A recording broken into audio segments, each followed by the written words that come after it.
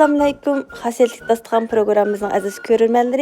Program orqali ko'pchilik bilan ko'rishganligimdan xushalman.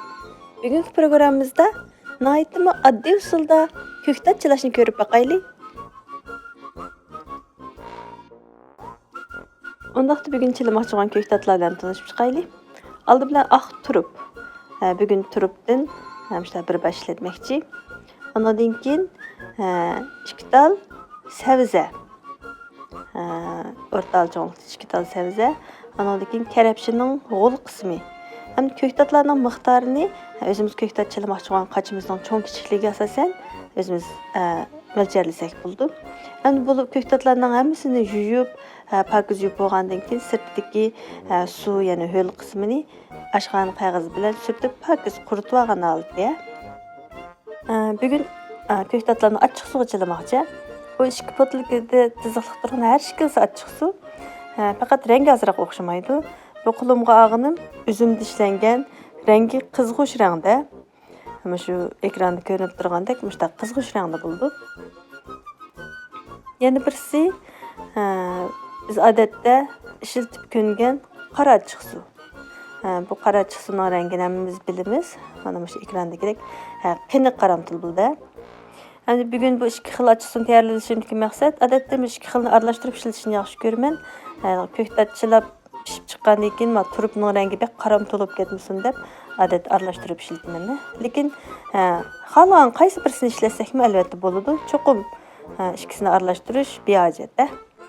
Ondan keyin pokizni yuvib, quritib tayyor qilib olgan o'sha ko'ktat chilamoqchi bo'lgan qachimizda qutimiz. Ağzını himmetkil bulduğun kutu buluş gerek. Bu aynak kutusu en yaxşı buldu. Aynak kutu bulmağında plastik kutu bulsun buldu. Ondan köktatlarımızı doğraylı. Hem de turupni doğragan vaktimizde tomarak kalemçe altı doğursak buldu.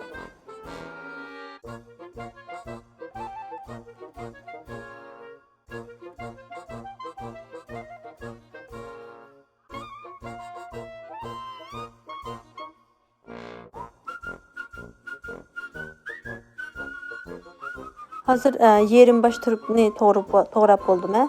Hamda mushuni futurliq qachig'i solsam bo'ldi. Turupni bir qavat silib, uning ustiga sabzini bir qavat to'g'rab silib, uning ustiga karabshini silib, undan keyin yana turupni silib, mushta qavat aralashtirib solsak, nihoyat yaxshi bo'ldi. Hamda sabzini to'g'ragan chog'da turupga nisbatan sal injiroq qilamiz. Turupdek bek yo'g'on holatda qo'yib qo'ymaymiz. Sabzi qattiqroq pishmog'i ta'sirlik bo'ldi.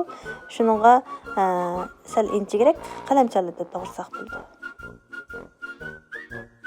Sabzini to'g'rab silib olgandan keyin hamda karabshini to'g'ragan vaqtimizda bir xil yalpoqdab holatda yanto kesib yalpoq holatda to'g'rasak yaxshi bo'ldi. Buni shu sabzining ustiga bir qur silib etgandan keyin yana turupimizni to'g'rab, shu odat bo'yicha bu holatda solamiz oxirgacha. Shunday qilib ko'ktatlarning hammani to'g'rab, qachimizga elib oldik, mushta qavat holatda. Hamda buning ustiga bevosita achchiq suvlarimizni qo'ysak bo'ldi. Achchiq suvni qo'ygan vaqtimizda mush ko'ktatlarimiz chilang'idek darajada, chilinib turgan darajada qo'ysak bo'ldi.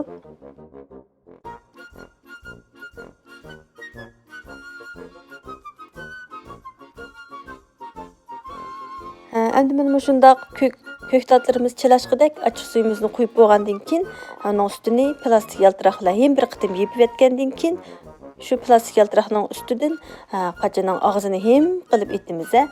Undan keyin odatli temperaturada bir kecha kunduz qo'yib qo'yamiz. Bir kecha kunduzdan keyin uni to'nglatqimizning muzdek saqlash bo'limchasiga qo'yib qo'yamiz. Odatda 5-6 kun, bir haftagacha bu chilgan ko'ktatimiz pishib tayyor bo'ldi. Pishqandan keyin elib iste'mol qilsak bo'ldi.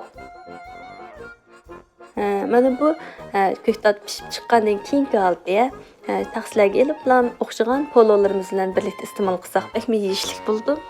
Endi mush ko'ktat chilgan chog'dagi bir diqqat qilgan nuqta, achchiq suv ko'ktat chilgan vaqtimizda mush oq turupningki miqdorini boshqa ko'ktatlarga qaraganda ko'proq qilamiz.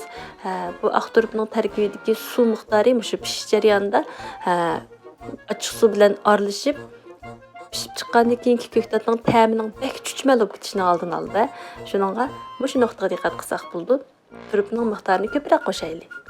Undaqda bugungi oddiy usuldagi ko'ktatchilash programmamiz mana bu yergacha bo'lsin.